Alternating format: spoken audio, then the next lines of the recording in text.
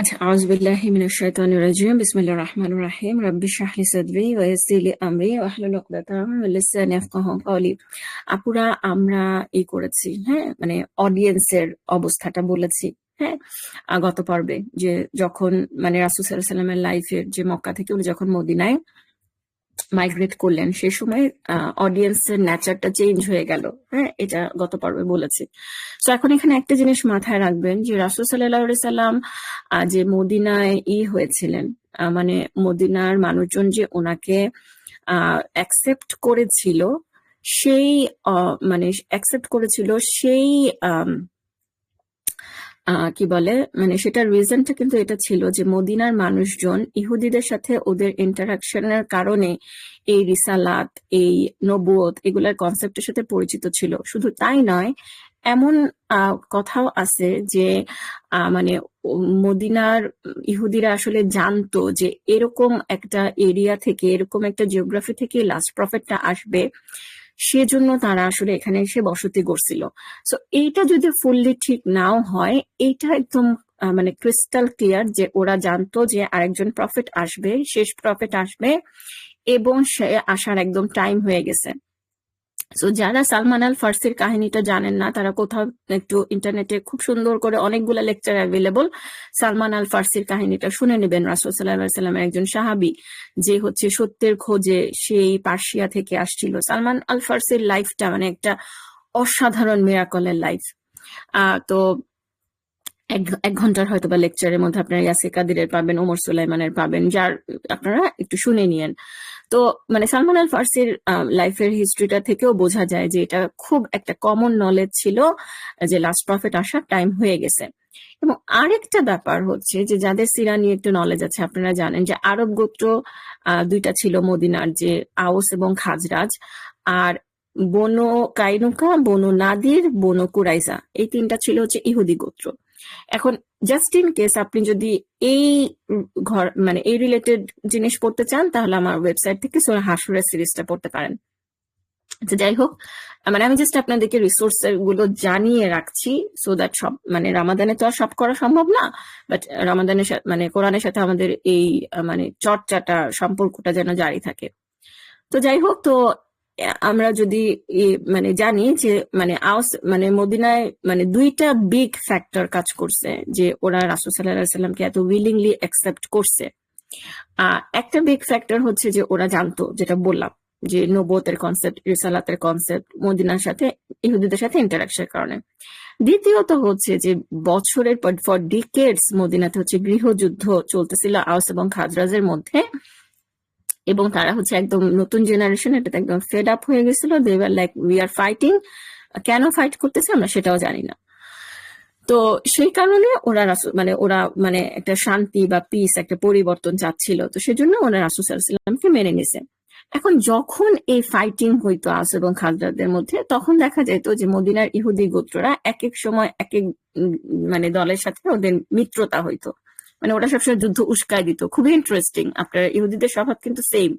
ওরা তখনও হচ্ছে এরকম এক গ্রুপের কাছে অস্ত্র বিক্রি করতে পারে। ওরা চাইতো যে মদিনার আরবরা নিজেরা নিজেরা যুদ্ধ করে অলওয়েজ দুর্বল থাকুক, তাহলে ওদের সুপারিয়রিটি বজায় থাকবে। তো আউস গোত্রের সাথে কখনো আমি ভুলে গেছি কার সাথে কার মিত্রতা ছিল, এগুলা সব ডিটেলস হাসরের সিরিজটাতে আছে। তো তখন যখন ওদের মধ্যে যুদ্ধ হইতো বা মানে কোনো যদি একটা কনফ্লিক্ট বা টেনশন অ্যারাইজ করতো, তখন মদিনার ইহুদিরা বলতো যে হ্যাঁ, আসুক আমাদের লাস্ট প্রফেট আসুক, তারপরে তোমরা লাস্ট প্রফেট, তখন তোমরা বুঝবা ঠেলা। ঠিক আছে, মানে তখন হচ্ছে যে আমরা তোমাদেরকে হারাই দিব বা কিছু।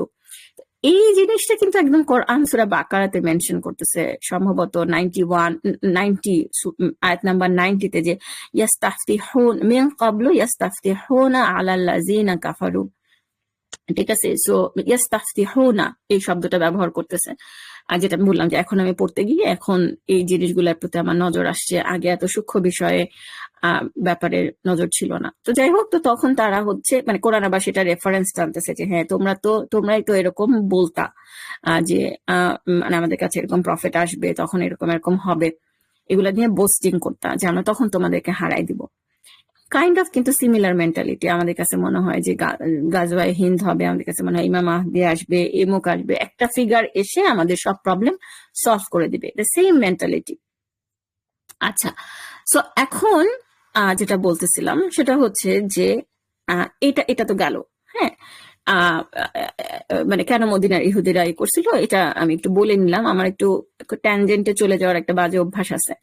আরেকটা জিনিস হচ্ছে যে আপুরা, আপনাদের যদি সুযোগ হয়, আপনারা, আমি ইয়াসির কাদিরের সিরার কথা তো আমি বারবার বলি, তো সেখানে আপনার রাসূল সাল্লাল্লাহু আলাইহি ওয়াসাল্লাম যখন এই মানে আবু তালিব এবং খাদিজা রাদিয়াল্লাহু আনহা মারা যাওয়ার পরে, যখন উনি ওই যে মক্কা যখন ওনার জন্য আর নিরাপদ থাকলো না, তাইফের ঘটনা ঘটলো, তখন তো উনি যেটা আমরা আমাদের এখনকার ভাষায় পলিটিক্যাল অ্যাসাইলাম বলতে পারি, যে আশ্রয় খোঁজার জন্য উনি মানে যাচ্ছিলেন আর কি, রাইট, খুঁজতেছিলেন। সো তখন উনি কি করতেন? উনি হজের মৌসুমে প্রত্যেকটা গোত্রের কাছে গিয়ে গিয়ে গিয়ে গিয়ে উনি হচ্ছে ইসলামের মেসেজ প্রচার করতেন। তো এখানে আমি একটা জিনিস আমি আপনাদেরকে বলি আপুরা, যে এই অংশটা রাসূল সাল্লাল্লাহু আলাইহি ওয়াসাল্লামের জীবনের এই অংশটা আমার খুব ফেভারিট একটা অংশ।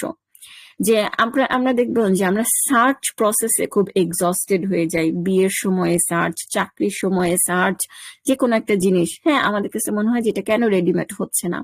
তো তখন আমার কাছে মনে হয় যে যদি রেডিমেড হইতো তাহলে তো রাসূল সাল্লাল্লাহু আলাইহি সাল্লামের জন্যই এটা রেডিমেড হইতো।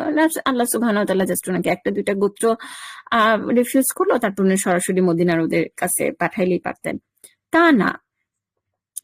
মানে এবং এই জন্য আমি বলি যে রাসূল সাল্লাল্লাহু আলাইহি সাল্লামের জীবনটা এমন ভাবে মানে ডিজাইন করা হয়েছে এবং এমন ভাবে সংরক্ষণ করা হয়েছে যে এটা আমাদের জন্য মানে সব সময়ের জন্য এটা আমাদের জন্য একটা লেসন, যে মানে কেমন হবে আমাদের জীবনটা।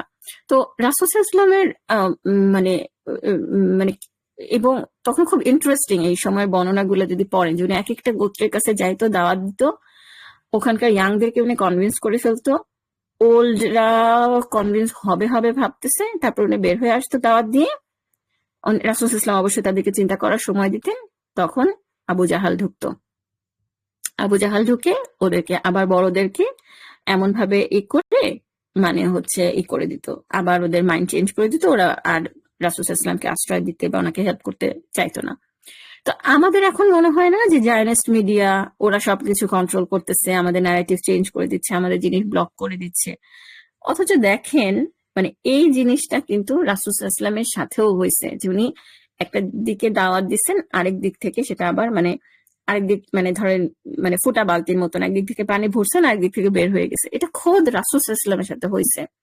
সো দ্য নেচার অফ দাওয়াই এরকম, হ্যাঁ, যে আমাদের যে দাওয়াতি কাজ করতে গিয়ে হতাশ লাগে, ইনক্লুডিং মি, মানে আবার আমি দেখা যায় যে লিফট আপ হওয়ার চেষ্টা করি।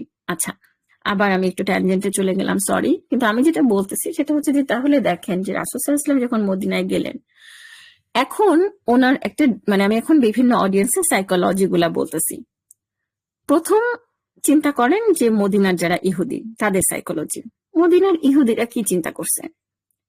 আরে ওরা তো সব জানি, ওরা তো এগুলার কথাই আমাদেরকে বলতো, তাহলে এখন যে প্রফেট আসছে সে এখন তো একদম ওদের বইতে যা লেখা আছে এক্স্যাক্টলি সেটা হয়েছে। সো ওরা তো এখন চিনতেই পারছে যে এটা প্রফেট, তাহলে এখন ওরা দলে দলে ইসলাম অ্যাকসেপ্ট করবে। সো মদিনার আরবদের হচ্ছে ইহুদিদের ব্যাপারে এরকম একটা থট প্রসেস।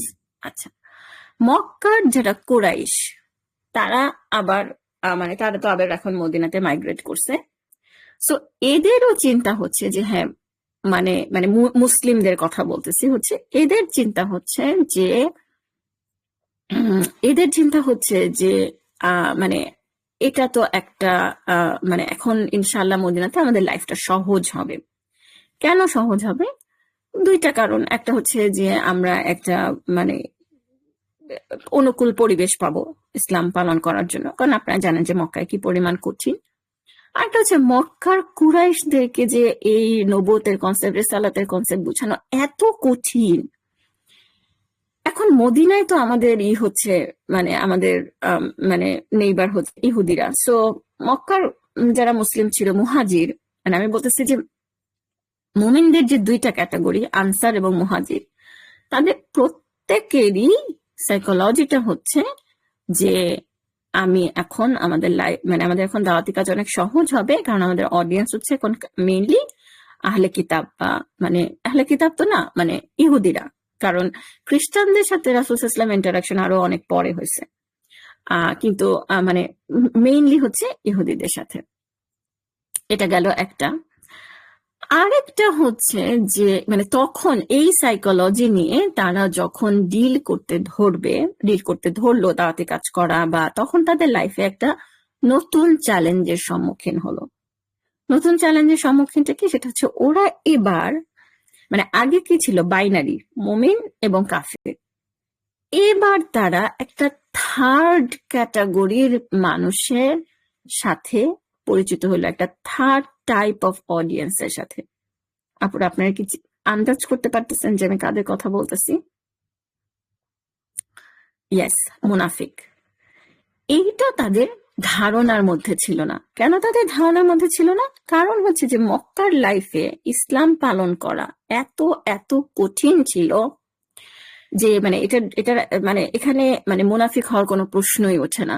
সো মুমিন, মুসলিম এবং কাফির, এই দুইটাই হচ্ছে তাদের টাইপ, মানে তাদের ওরিয়েন্টেশন, এক্সপোজার। মদিনায় এসে তারা দেখলো যে মানে মুনাফিককে একটা হচ্ছে যে ইহুদিরা যারা হচ্ছে বুঝতে পারতেছে যে দিস ইজ দ্য ট্রুথ, বুঝে শুনে স্টিল তারা ইসলাম অ্যাকসেপ্ট করতেছে না। আবার মদিনার আগের আরবদের মধ্যেও আবার কিছু মুনাফিক তৈরি হলো, যারা হচ্ছে মুখে বলতেছে যে তারা ইসলাম পালন করে, কিন্তু আসলে তারা না। কেন? কারণটা হচ্ছে যে মানে কারণটা হচ্ছে যে মদিনাতে ইসলাম হচ্ছে এখন রাষ্ট্র ক্ষমতা। তো তখন আপনি দেখবেন যে অনেক ব্যাঙের ছাতার মতন অনেক আপনার সুবিধাভোগী জন্ম নেয়। এরা just to get those benefits, তারা হচ্ছে মানে ছায়া তারা হচ্ছে ইসলাম অ্যাকসেপ্ট করতেছে। এবং খুবই ইন্টারেস্টিং হচ্ছে যে মদিনার যারা মুনাফিক ছিল তারা কিন্তু জামাতে নামাজ পড়তো। আপনারা চিন্তা করেন যে দেখেন আমাদের এখন মুসলিমদের মধ্যে কতজন ছেলেরা এই ফেক মানি যে ছেলেদের জন্য মসজিদে নামাজ পড়া ফরজ, কিন্তু মানে মানে তখন মুনাফিকরা এমন ভাবে মিশে যাইতো বা থাকতো, যে জন্য আপনারা হয়তো এই হাদিসটার কথা জানেন যে ফজর এবং এশার নামাজ পড়া হচ্ছে মুনাফিকদের জন্য সবচেয়ে কঠিন। তো এখন তাহলে মানে এই জিনিসটা কিন্তু আমাদের বুঝতে হবে। এবং আমরা যে অনেক সময় মনে করি যে ইসলাম কবে রাষ্ট্র ক্ষমতায় যাবে, that will bring us different set of challenges for us, different sets of challenges for us। কারণ তখন প্রচুর মুনাফিকের জন্ম নেবে যারা হচ্ছে ক্ষমতার সুবিধাভোগী। সো এবারে নির্বাচন নিয়ে যারা অনেক বেশি হতাশায় ভুগছিলেন তাদেরকে মাথায় রাখতে হবে যে তাহলে যেমন আওয়ামী লীগের আমলে আই ডোন্ট থিঙ্ক যে জামাতের মধ্যে মুনাফিক ছিল, মানে কথার কথা। কারণ তখন জামাত করলে বা যখন ইসলাম পালন করলে আপনার তো বেনিফিট নাই কোনো, আপনার খালি কষ্ট আর কষ্ট। কিন্তু ধরেন এখন জামাত যদি ক্ষমতায় যাবে, এখনো যে যথেষ্ট স্ট্রং বিরোধী দল তারা হয়েছে, এখন কিন্তু আমরা প্রচুর সুবিধাভোগী পাবো আশেপাশে। সো এই স্কিলটাও আমাদের থাকাটা জরুরি যে আমরা মুনাফিকদের ক্যারেক্টারিস্টিক্স জানি বা মুনাফিকদের ব্যাপারে আমরা জানি। তো এইটা গেল অডিয়েন্সের টাইপ। এবং এখন আমরা ইনশাল্লাহ নেক্সট পর্ব থেকে আমরা একদম মানে সূরা বাকারাতে ঢুকে যাব ইনশাল্লাহ। জাযাকুমুল্লাহু খাইরান শোনার জন্য। আসসালামু আলাইকুম ওয়া রাহমাতুল্লাহি ওয়া বারাকাতুহু।